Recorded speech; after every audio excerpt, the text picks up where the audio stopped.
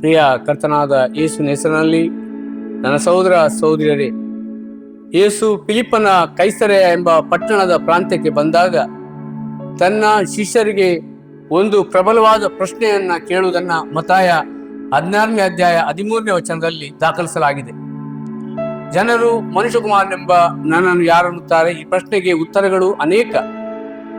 ನಿನ್ನನ್ನು ಕೆಲವರು ಸ್ನಾನಿಕನಾದ ಯೋಹಾನನು, ಕೆಲವರು ಎಲಿಯನು, ಬೇರೆ ಕೆಲವರು ಯೆರೆಮೀಯನು, ಇಲ್ಲವೇ ಪ್ರವಾದಿಗಳಲ್ಲಿ ಒಬ್ಬನು ಅನ್ನುತ್ತಾರೆ ಎಂದು ಶಿಷ್ಯರು ಹೇಳಿದರು. ಜನರು ಯೇಸುವನ್ನು ಹೊಗಳುತ್ತಾರೆ, ಯೇಸುವನ್ನ ಗೌರವಿಸುತ್ತಾರೆ, ಆದರೆ ಯೇಸುವನ್ನು ಸರಿಯಾಗಿ ಗುರುತಿಸಲಿಲ್ಲ. ಆಗ ಯೇಸು ಒಂದು ವೈಯಕ್ತಿಕ ಪ್ರಶ್ನೆಯನ್ನ ಕೇಳುತ್ತಾನೆ. ಮತ್ತಾಯ 16:15 ಆದರೆ ನೀವು ನನ್ನನ್ನು ಯಾರನ್ನುತ್ತೀರಿ? ಆ ಪ್ರಶ್ನೆ ಅಲ್ಲಿದ್ದ ಗುಂಪಿಗೆ ಅಲ್ಲ, ಬದಲು ಶಿಷ್ಯರಿಗೆ ಕೇಳಿದ ವೈಯಕ್ತಿಕ ಪ್ರಶ್ನೆಯಾಗಿದೆ.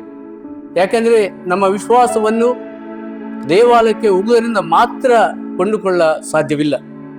ಯೇಸು ಯಾರು ಎಂಬುದನ್ನ ನಾವು ವ್ಯಕ್ತಿಗತವಾಗಿ ಕಂಡುಕೊಳ್ಳತಕ್ಕದ್ದು. ಪೇತ್ರನ ಉತ್ತರ, ನೀನು ಬರಬೇಕಾಗಿರುವ ಕ್ರಿಸ್ತನು, ಜೀವ ಸ್ವರೂಪನಾದ ದೇವರ ಕುಮಾರನು. ಈ ಅರಿಕೆ ನಮ್ಮ ನಂಬಿಕೆಯ ಅಡಿಪಾಯವಾಗಿದೆ. ಯೇಸು ಕೇವಲ ಒಬ್ಬ ಉತ್ತಮ ಶಿಕ್ಷಕನಲ್ಲ ಅಥವಾ ಮಾರ್ಗದರ್ಶನ ಮಾಡುವವನು ಮಾತ್ರವೇ ಅಲ್ಲ, ಆತನು ನಮ್ಮ ಕರ್ತನೂ ರಕ್ಷಕನೂ ಆಗಿದ್ದಾನೆ ಎಂಬುದನ್ನು ನಾವು ಬಲ್ಲವರಾಗಿರಬೇಕು. ಇಂದು ಯೇಸು ನಮಗೆ ಅದೇ ಪ್ರಶ್ನೆಯನ್ನು ಕೇಳ್ತಾನೆ, ನೀವು ನನ್ನನ್ನು ಯಾರನ್ನುತ್ತೀರಿ? ನನ್ನ ಪ್ರಿಯ ಸಹೋದರ ಸಹೋದರಿಯರೇ, ಜನರು ಆತನ ಬಗ್ಗೆ ಅನೇಕ ಸಂಗತಿಗಳನ್ನು ಹೇಳಬಹುದಾದರೆ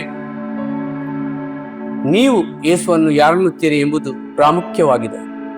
ನಿಮ್ಮ ಜೀವನಕ್ಕೆ ಒಂದು ನಿಜ ಅರ್ಥವನ್ನು ಕೊಡುವ ಯೇಸುವನ್ನು ನಿಮ್ಮ ಕರ್ತನು ಹಾಗೂ ರಕ್ಷಕನೂ ಆಗಿ ವೈಯಕ್ತಿಕವಾಗಿ ಅಂಗೀಕರಿಸಿದ್ದೀರೋ?